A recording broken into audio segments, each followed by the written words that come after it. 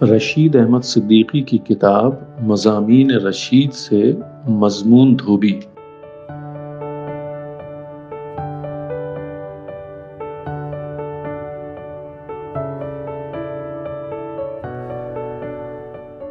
علی گڑھ میں نوکر کو آقا ہی نہیں آقا نامدار بھی کہتے ہیں، اور وہ لوگ کہتے ہیں جو آج کل خود آقا کہلاتے ہیں، یعنی طلبہ۔ اس سے آپ اندازہ کر سکتے ہیں کہ نوکر کا کیا درجہ ہے۔ پھر ایسے آقا کا کیا کہنا جو سفید پوش واقع ہو۔ چلیے سفید پوش کا ایک لطیفہ بھی سن لیجئے۔ اب سے دور اور میری آپ کی جان سے بھی دور ایک زمانے میں پولیس کا بڑا دورہ تھا۔ اس زمانے میں پولیس نے ایک شخص کا بدماشی میں چالان کر دیا۔ کلیکٹر صاحب کے یہاں مقدمہ پیش ہوا، ملزم حاضر ہوا تو کلیکٹر صاحب دنگ رہ گئے۔ نہایت صاف ستھرے کپڑے پہنے ہوئے، صورت شکل سے مرد معقول، بات چیت نہایت نستعلیق۔ کلیکٹر صاحب نے تعجب سے پیشکار سے دریافت کیا کہ اس شخص کا بدماشی میں کیسے چالان کیا گیا، جبکہ دیکھنے میں تو یہ بالکل بدماش نہیں معلوم ہوتا۔ پیشکار نے جواب دیا، حضور تحمل نہ فرمائیں، یہ سفید پوش بدماش ہے۔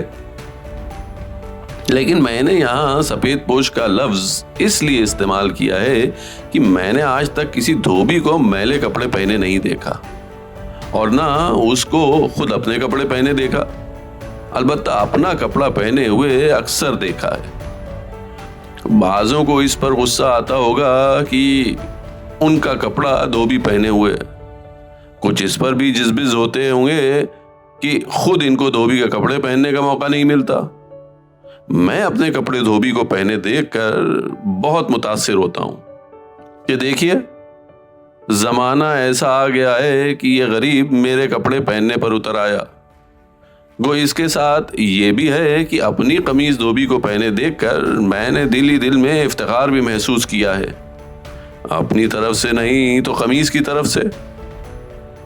اس لیے کہ میرے دل میں یہ وسوسہ ہے کہ اس قمیض کو پہنے دیکھ کر مجھے در پردہ کسی نے اچھی نظر سے نہ دیکھا ہوگا، ممکن ہے خود قمیض نے بھی اچھی نظر سے نہ دیکھا ہو۔ دھوبیوں سے ویسے حافظ اور اقبال بھی کچھ بہت زیادہ مطمئن نہ تھے۔ مجھے اشعار یاد نہیں رہتے، اور جو یاد رہتے ہیں وہ شعر نہیں رہ جاتے، سہلے ممتنع بن جاتے ہیں۔